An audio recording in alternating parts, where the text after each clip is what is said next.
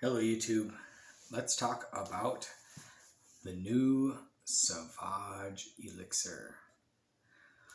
Word of warning, if you are looking for me to bash this, it's not going to happen. So, new presentation, I ran out. Here it is. I'll pull it open. It opens like this now, like a Tom Ford or something like that. Pops open off the top. Sits in this little stand.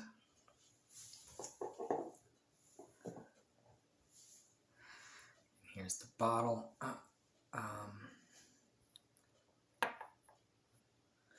Grab it.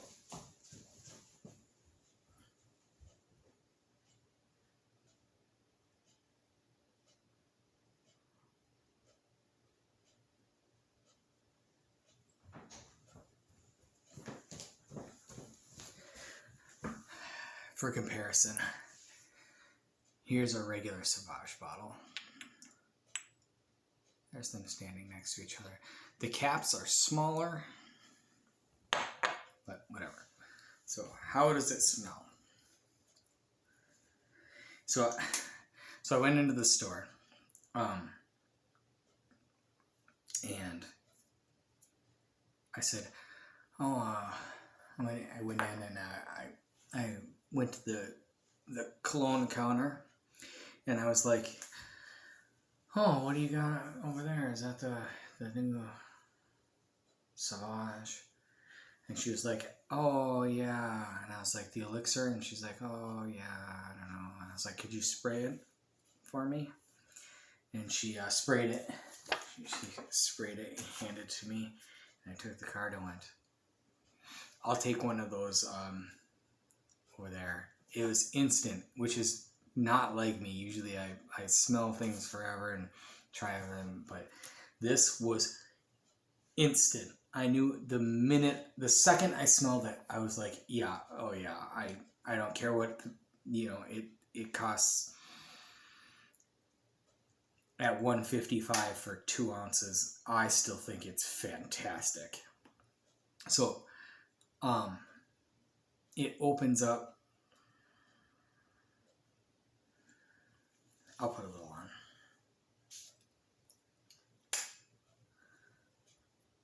So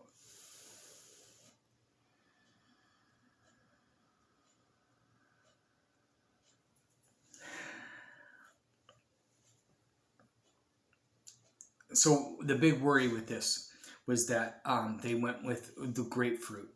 So they're talking about in the original Sauvage and in the Parfum, or the original Sauvage and the EDP, it was bergamot. So bergamot, has that lemony, citrusy quality. It's kind of neither here nor there. It's not sharp, sweet, or sour. I mean, it's sharp, but it's not. It's just generic citric almost at this point in men's perfumery. When they went to the Parfum, they went to mandarin, was it mandarin or clementine or something like that? Some kind of orange, and it didn't work. To me, I really liked the first one, and I really liked the EDP. But I really liked the thing I liked about it was that the first one was it was a shower gel clean with a peppery, scratchy kind of masculinity that didn't revolve around sweetness. It was classically masculine to me, in that it was clean and but not sweet. And so many things are sweet nowadays that I liked it. And the EDP was a lot similar. They did put a little more like a vanilla in the background of it, but they smell very similar. So it's a similar feel. When the Parfum came out, I was super excited. I ran to go smell it. When I went and smelled it, I was crestfallen. I was like, they've ruined it. They've added sweetness to it, which just makes it smell like everything else. I didn't like the parfum, I sprayed it on, and there was something of like a little, you know, they said a campfire in the heart, and I maybe smelled something like that, but it's just tinges. It more was like a sweetened version of Sauvage. Now enter the Elixir. Now I get hints of the parfum here. It's closer to the parfum than it is the other two, but not the same. So what you're gonna get here is that it's a big dose of lavender. So it reminds me a lot of the reissued Beau de Jour in feel. I'll come back to that. But it's got a lot of lavender. It smells very 80s, but updated. So the grapefruit in here. So grapefruit in like a light blue forever, and all those that have a strong grapefruit note in them. This has a grapefruit note, and it is a competent straight grapefruit note. But it doesn't overpower. It's not an overdose. So the bergamot would be more spiky, and the mandarin, they wanted to try something new, and they went with something like that. This kind of has the same profile as the orange, but it drops the sweetness. And when it loses the sweetness, it brings it back to the masculine Sauvage territory that it used to occupy, which is fantastic. It reminds me of that while still smelling more like the second one. It's a fantastic bit of perfume for me. They did a really, really good job with this. I mean, it's strong. There's a lot of that. You could tell the oil concentration when they talk. That's not marketing. It's not just marketing. You could spray it on and you see it. I'm shiny where I sprayed it, which is a high concentration of oils. So then there's a smokiness to this. So it's not a cade oil or anything like that that's gonna smell like a burning forest, but it does convey some kind of campfire smell, and that holds all the way through the fragrance, all the way, and it lasts a really long time. The smell to me comes from some kind of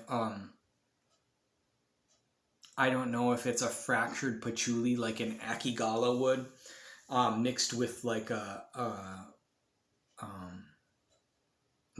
norlimbinol chemical, or an incense of some sorts.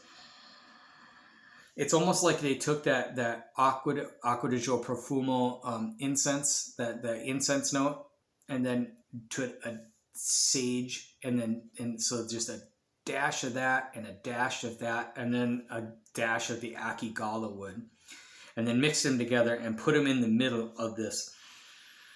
And what that does is it gives a campfire feeling type to, you know, but not no one spot is, because it's well blended in, none of those overtakes the other ones. It's really, really well done. This is great. This is a great fragrance. I love this one. I love this release. I think it was fantastic. I want to buy more of it. It is so good. And I'm happy that they went in the route that they did. It's different enough, but it smells the same enough. It lasts all day. I mean, it's strong. As it dries down, you do get more of that Ambrox base in there. That brings it back to smelling more like the original did. I had talked about Beau de Jour. It reminds me of things like that. The Drakkar Noir. Drakkar Noir, this is like a so if you took Dracar Noir and Beau de Jour and stuff like that, people talk Beau de Jour and Zeno, but Zeno has that rose, that jamminess that that Beau de Jour does not have. This is almost like, so Beau de Jour took that 80s and brought it into today's day and age. They take that classically masculine scent profile and then bring it up and update the bases of them so they don't smell old. It's a masculine profile but updated, and it's 1 foot in the past and 1 in the present, and it's fantastically done. This has a lot of that to me. It feels a lot like, and it's lavender heavy, so the Dracars and the it's a 80s style, almost vintage, 1 foot in the past, 1 foot in the present, marrying with Sauvage and then if you took that idea and then upped the concentration really high and then threw in a little updated smokiness type thing, like, so you take that 80s profile, update it, throw in a little smokiness and incensey saginess in the heart, and then up the concentration crazy high and put it in a beautiful package and then sell it. It's fantastic. This is the best designer I've smelled in a while. Really, really good. Love it. You should get your nose on it. I feel like this is one of those ones that they may have, everybody loves to hate on Sauvage, that it's so boring and generic and all that stuff, and it's so scratchy and it chokes everyone out and stuff. I don't know if this was made for the aficionados and the collectors and all that stuff, but I think that this has a lot of a nuance to it. The sandalwood in the base, I forgot to mention that in the base when that the Ambrox and the traditional Sauvage comes out, there's also a synthetic sandalwood base in there as well, in with that. Just also well done. It's fantastic. I feel like they went after the community, the fragrance community with this one, and the love to me is justified. I think it's amazing. It's a fantastic fragrance. Fantastic. Dior Sauvage Elixir.